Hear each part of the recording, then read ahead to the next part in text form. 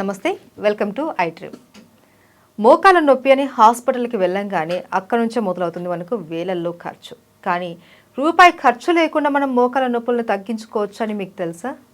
Exactly అండి. దీని గురించి మాట్లాడడానికి మనతో పాటు ఉన్నారు ప్రముఖ ఆయుర్వేద వైద్య నిపుణులు డాక్టర్ చిట్టిబొట్ల మధుసూదన్ శర్మ గారు. అయితే రూపాయి ఖర్చు లేకుండా మోకాల నొప్పులను మనం ఎలా కంట్రోల్ చేసుకోవచ్చు అన్నది ఆయన మాటల్లోనే అడిగి తెలుసుకుందాం. నమస్తే సార్. నమస్తే సార్. ఏంటి సార్ మోకాల నొప్పి అని మనం ఏదైనా హాస్పిటల్కి వెళ్తే ఈ టెస్ట్ అని, ఆ టెస్ట్ అని, ఈ మెడిసిన్ అనేసి చాలా రకాల మెడిసిన్స్ వాడేసి వేలల్లో ఖర్చు అయిపోతున్న రోజులు ఇవి. కానీ మీరు అసలు ఖర్చు లేకుండా మోకాల నొప్పుల్ని కంట్రోల్ చేయొచ్చు అనేసి చెప్తున్నారు. అది ఎలా సాధ్యం? ఏంటి మీ దగ్గర ఉన్న చిట్కా? చాలా మంచి ప్రశ్నమ్మా. మీరు అన్నట్లు ₹1000, ₹1,00,000 ఖర్చు పెట్టుకునేటువంటి పరిస్థితి అమ్మా మోకాల నొప్పుల సమస్య. రెండవది, పూర్వకాలము వయస్సు వచ్చినటువంటి వాళ్ళలో ఉండేటువంటి సమస్య అయితే ఈ రోజుల్లో 25 సంవత్సరాల నుంచే చాలా మందిలో మొదలయ్యేటువంటి పరిస్థితి ఏర్పడుతుందమ్మా. దీనికి 1,00,000 కారణాలు. మరి ఈ మోకాళ్ళ నొప్పుల సమస్యకి ఖర్చు లేని వైద్యాలు చాలా ఉన్నాయమ్మా. ఇప్పుడు ఒక వైద్యం గురించి చెప్తాను చూడమ్మా. పైసా అంటే పైసా ఖర్చు అక్కర్లేదమ్మా. చాలా చక్కటి ప్రయోజనం చేకూరుతుంది. కేవలం అవగాహన కలిగి ఉంటే చాలు. దీనిలో ఎలాంటి సైడ్ ఎఫెక్ట్స్ ఉండవు, అన్ని సైడ్ బెనిఫిట్స్ కూడా ఉంటాయమ్మా. అవి కూడా నేను చెప్తాను. రోజు ఒక్కసారి అమ్మా, సమస్య తీవ్రంగా ఉంటే రోజు 2 సార్లు కూడా ఈ యొక్క ఔషధాన్ని వాడుకోవచ్చు. సమస్య కొద్దిగా ఉంటే జస్ట్ ఒక్కసారి సరిపోతుందమ్మా. ఉదయం పరిగడుపున వాడుకోవచ్చు, లేకపోతే రాత్రి పడుకునేటప్పుడు వాడుకోవచ్చు.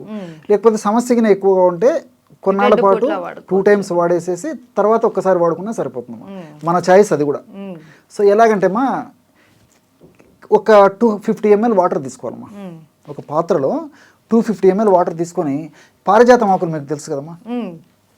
గ్రామాలు, పట్టణాలు, నగరాలతో నిమిత్తం లేకుండా ఎక్కడ పడితే ఇక్కడ పారిజాతం చెట్లు ఉంటాయమ్మా. సో ఆ పారిజాతం ఆకులు జస్ట్ 2 కానీ 3 కానీ తీసుకోవాలమ్మా.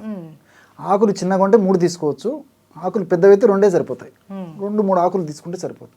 అవి చిన్న ముక్కలుగా చేసేసి ఆ నీళ్ళలో వేసేయాలమ్మా.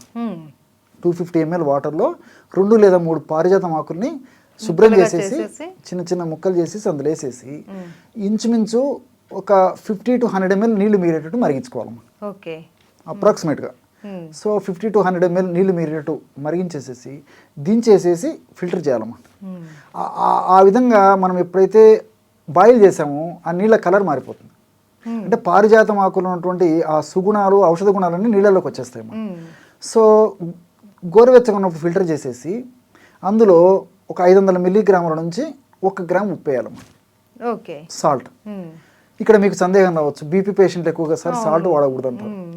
సో కొద్దిగా సాల్ట్ వాడుకోవడం వల్ల ఎలాంటి ఇబ్బంది ఉండదు. వాళ్ళకు మరీ సందేహం ఉంటే ఒక 2 చిటికలు 2 పించెస్ మిరియాల పొడి వేసుకోవచ్చు. ఉప్పుతో పాటు ఉప్పు లేకుండా కూడా వాడుకోవచ్చు. ఉప్పు వేసుకుంటే మిరియాల అవసరం ఉండదు, మిరియాలు వేసుకుంటే ఉప్పు అవసరం ఉండదు. కాబట్టి అలాగే ఏదో ఒకటి సరిపోతుంది. జనరల్గా అయితే ఉప్పు వాడుతుంటారు.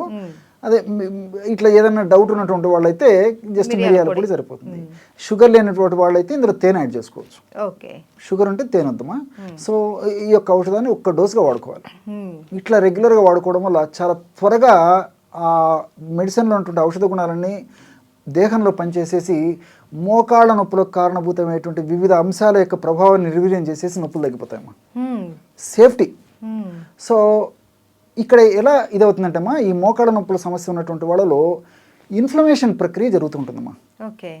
అదొక ప్రాసెస్ అనమాట. ఆ ఇన్ఫ్లమేషన్ ప్రక్రియ జరిగేటప్పుడు TNF ఆల్ఫా, అదేవిధంగా సైటోకైన్స్, ఇలాంటి అనేక రకాలైనటువంటి రసాయన పదార్థాలు అక్కడ ఉత్పత్తి అవుతుంటాయమ్మా. ప్రోస్టాగ్లాండిన్స్, ఇవన్నీ కూడా ఉత్పత్తి అయ్యే కొద్దీ నొప్పి, పోటు, సలుపు, బాధ ఇలాంటివన్నీ అసౌకర్యాలు కలుగుతుంటాయమ్మా. సో ఈ యొక్క పదార్థాన్ని ఈ పద్ధతిలో వాడుకోవడం వల్ల, అంటే పారిజాతం కషాయాన్ని ఈ పద్ధతిలో వాడుకోవడం వల్ల ఏం చేస్తుందమ్మా, ఆ యొక్క హానికారకమైనటువంటి పదార్థాల యొక్క ఉత్పత్తిని తగ్గించేస్తుందమ్మా. అట్లే అవి చేసేటువంటి హాని అంటే నొప్పి, పోటు, సలుపు ఇవన్నీ దానివల్లనే కలుగుతున్నాయి. కాబట్టి ఆ యొక్క శక్తిని నిర్వీర్యం చేసేస్తుంది, ఉత్పత్తి తగ్గిస్తుంది. అవి చేసేటువంటి ఆ దుర్లక్షణాలు ఏవైతే అవి కలగజేస్తాయి ఆ దుర్లక్షణాలు కూడా తగ్గించేస్తాయి. కాబట్టి సేఫ్టీగా పనిచేస్తుంది.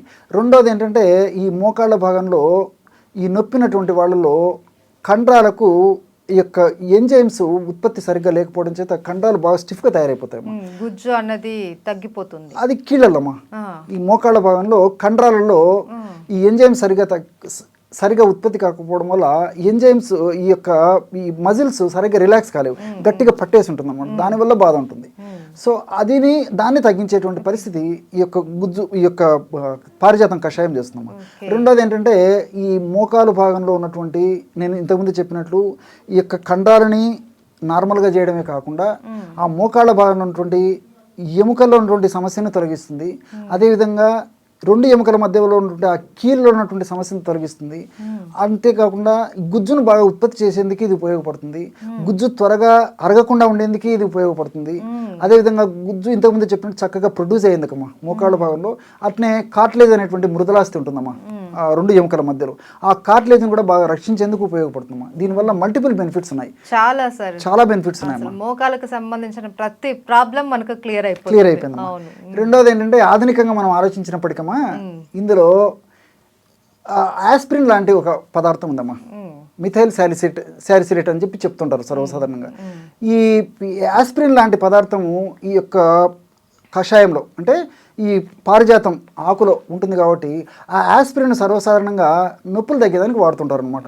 NSAID అంటారు అనమాట, non steroidal anti inflammatory drugs అని చెప్పేసి ఆధునికంగా ఇంగ్లీష్ వైద్యంలో వాడుతుంటారమ్మా. సో ఈ ఆస్పిరిన్ లాంటి పదార్థము ఇది చెప్పాను కదమ్మా, ఈ ఆకులు ఉంటుందమ్మా. సో ఆకులు మనం కషాయ రూపంలో ఇవి వాడుకుంటున్నాం కాబట్టి ఈ కషాయంలో కూడా ఆ యొక్క కెమికల్ వస్తుంది కాబట్టి నొప్పి తగ్గేందుకు ఉపయోగపడుతుంది. అందులో ఇంకోటి అంటే న్యాచురల్గా మనం బాడీకి అందజేస్తున్నాం కాబట్టి సైడ్ ఎఫెక్ట్స్ ఉండవు, అన్ని సైడ్ బెనిఫిట్స్ ఉంటాయమ్మా. కాబట్టి ఎక్కువ రోజులు వాడినా ఇబ్బంది ఉండదు, కాబట్టి దీనివల్ల ప్రాబ్లం ఉండదు, అన్ని సైడ్ బెనిఫిట్స్ ఉంటాయి కాబట్టి క్షేమదాయకంగా వాడుకోవచ్చు.